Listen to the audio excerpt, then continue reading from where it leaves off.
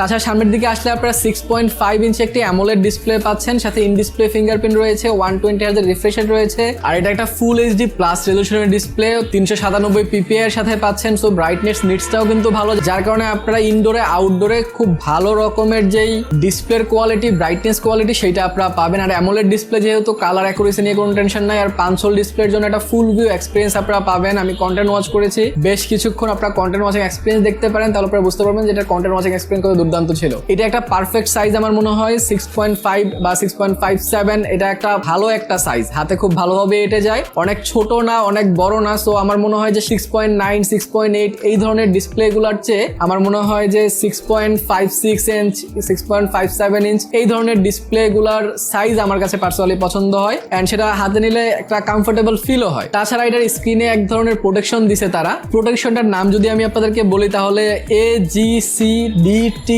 Star D+।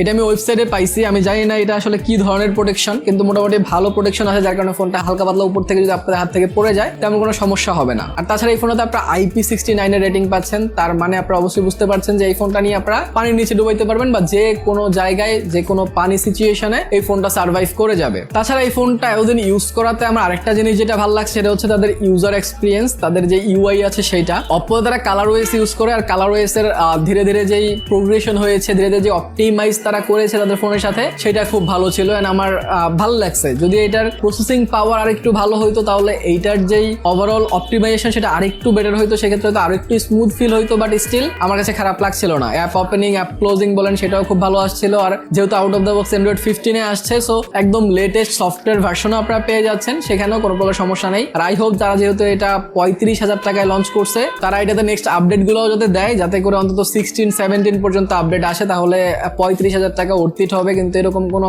News কিন্তু আমি পাই নাই যে আসবে, নাও আসতে পারে।